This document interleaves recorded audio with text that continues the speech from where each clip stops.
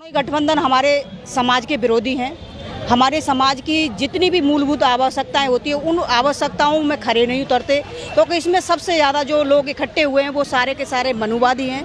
और मनुवादी तो कभी चाहता ही नहीं कि बहुजन समाज के लोगों को किसी भी तरीके की फायदा या किसी भी तरीके की सुविधाएं दी जाए और उनकी सुविधाओं के बारे में सोचा जाए। जब ये ऐसे ही लोग जब इकट्ठे हो रखे हैं तो माने बहन जी का सीधा सीधा कहना है और हम सब लोग अच्छी तरह से जानते हैं, माने बहन जी का मतलब है सीधी सी बात है भारतीय संविधान को लागू करना। लेकिन बहन जी पहले जो है समर्थन लेती रही है, सरकार बनाती रही है बीजेपी के साथ पीछे अतीत में। नहीं बिल्कुल बिल्कुल हम इस चीज़ से कब इनकार कर रहे हैं कि बहन जी ने कब बीजेपी से समर्थन लेकर के सरकार नहीं बनाई, लेकिन सरकार क्यों बनाई इसका भी तो हमें पता होना चाहिए। सरकार किस लिए बनाई हमने इस चीज़ का हमें भी पता होना चाहिए। जो सरकार बहन जी ने जो बीजेपी से मिलकर के जो लास्ट ईयरों में जो बनाई हैं 3 जो सरकारें बनाई थी वो सिर्फ और सिर्फ बहुजन समाज के ध्यान में रखते हुए उनकी सुविधाओं को ध्यान में रखते हुए वो सत्ता में बैठना चाहती, क्योंकि हम सब लोग अच्छी तरह से जानते हैं कि जो सत्ता में लोग जो बैठे होते हैं उनके ऊपर कभी भी अन्याय अत्याचार नहीं होते। उनकी सारी सुविधाएं, उनकी जो बच्चों की सुविधाएं हैं, जो युवाओं के भविष्य की सुविधाएं हैं, जो और मतलब मेडिकल से लेकर के पढ़ाई लिखाई की सुविधाओं को लेकर के लिए काम किया था। बिल्कुल बहुजन के लिए काम किया तो माने बहन जी ने अपनी शर्तों पे काम करवाया था। माने बहन जी किसी की शर्तों में काम नहीं करती, ये आपने आज तक देखो। और माने बहन जी का जितनी बार भी सत्ता रही है, माने बहन जी के शासन प्रशासन को आप उठा के देख लिए, देश के अंदर नहीं देश के बाहर भी लोग माने बहन जी के शासन प्रशासन की डंका बजाते हैं और वो इस चीज को मानते हैं कि भाई देश के अंदर अगर कोई नेता हो तो माने बहन कुमारी मायावती जैसा नेता हो, वरना कोई हो नहीं। बहुजन समाज पार्टी के जो जिनको आदेश दिया था तो वो सारे लोग वहाँ पर पहुंचे। चंद्रशेखर जाता है घटना स्थल पर, चंद्रशेखर जाता है क्योंकि चंद्रशेखर को बस अपना हवाई अपना काम करना है। वो होता है। मैं बता देती हूँ, एक्सीडेंटल नेता तैयार किया गया है। जब इनको लगा कि दलित वोट जो है वो बहन जी की तरफ को जा रहा है तो उन्होंने एक ऐसा बंदा उतारा जो हमारे ही बीच का है और उसको इस तरह से गुमराह किया गया, लोगों को एक्सीडेंटल नेता बनाया गया, सिंपैथी ली गई, क्योंकि हमारा समाज बहुत भोला भाला है और ऐसे उसमें बह जाता है कि भाई ये हमारा मसीहा है। लोग कह रहे हैं कि बहन जी अब जो बुजुर्ग होती जा रही है, नया नेता आ गया दलितों का, चंद्रशेखर आजाद। मुझे एक बताइए, आज तक उसने किसने न्याय, अभी तक उसने किसको न्याय दिलाया? पहले ये बताइए। जहाँ भी गया है दंगा फसाद और बच्चों को जेल पहुँचाने का काम किया है। कोई भी धरना दे लीजिए, यहाँ तक कि मैं अभी आपको याद दिला देती हूँ, जो सहारनपुर वाला था कांड, वहाँ पर मैं सबीरपुर कांड जो था, मैं भी वहाँ पर मौजूद थी। जब 21 मई को वहाँ पर पैसा इकट्ठा हुआ तो वो पैसा कहाँ चला गया, सारा कौन खा गया उस पैसे को, क्यों नहीं उन लोगों के पास तक पहुंचा? आज भी वो उन लोगों के जो जले हुए घर थे, आज तक वो जले हुए ही रह गए, गरीब थे गरीब ही रह गए, उनको वो पैसा तक नहीं। क्योंकि जो हमारा गरीब समाज है 10-20 रुपया इकट्ठा करके, करोड़ों रुपया इकट्ठा करके दिया गया, कहाँ गया वो? युवाओं की जान है, दलित युवाओं की जान है चंद्रशेखर। देखिए, दलित युवाओं की जान नहीं है, वो 15 से 20 साल के जो लड़के हैं, बच्चे हैं, जो गुमराह हैं, जो आजकल क्या कह रहे हैं व्हाट्सएप यूनिवर्सिटियों से पैदा हुए हैं, वही लोग उनके हैं। और जो समझदार लोग हैं, जो लोग उनके साथ लगे थे, मैं ये नहीं कहूँगी, हम भी लगे थे उनके साथ में, क्योंकि हमें भी लगता था कि शायद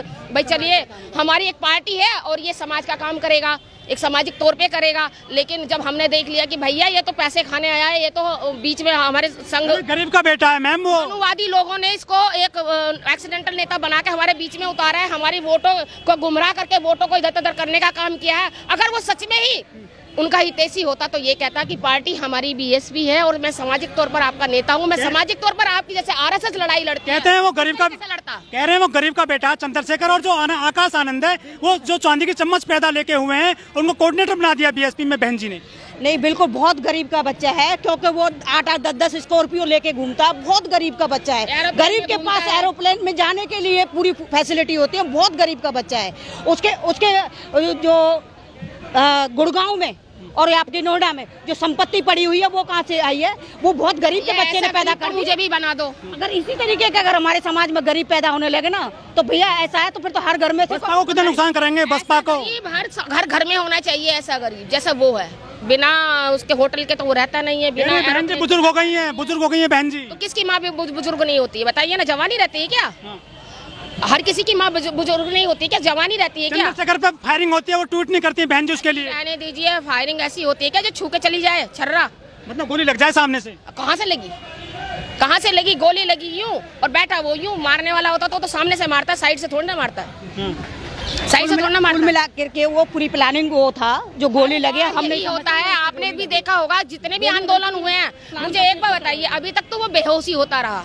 जब अब उसको ये लगा कि भाई बेहोशी वाला जो नाटक है वो अब चलेगा नहीं। दोनों महागठबंधन बने हैं, इंडिया और एनडीए, किसी ने भी जो राष्ट्रीय स्तर की पार्टी है बीएसपी उसको इनवाइट नहीं किया है, जबकि करोड़ों वोट हैं दलितों के। उनको पता है ना कि बहन जी तो आएंगी ही नहीं, क्यों अपनी बेइज्जती करानी है।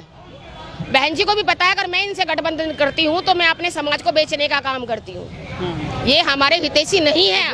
वो तो वोट बेचती है, टिकट बेचती है करोड़ों में। अरे वोट कहाँ बेच दिया, वोट तो हमारा है, हम किसी को भी देंगे। वोट कैसे वो बेच देंगे, उनका एक वोट है, उनका एक ही वोट है ना, वो हमारा वोट कैसे बेच देंगी। भाई मेरी मर्जी है ना, मैं जिसको दूंगी मैं दूंगी ना वोट। वो मेरा अंगूठा पकड़ के थोड़ा लगवा देंगे कि तुम बीजेपी को दे दो या किसी को दे दो। मेरी मर्जी है, मैं बीएसपी को दूंगी। आप सर वो बोल रहे हो कि बीएसपी जो टिकट बेचती है। मैं अब दिल्ली प्रदेश में मैं करीब 6-7 साल से अपने जिम्मेदारी पर हूँ, जौन प्रभारी हूँ यहाँ पर राजौरी जिले पर।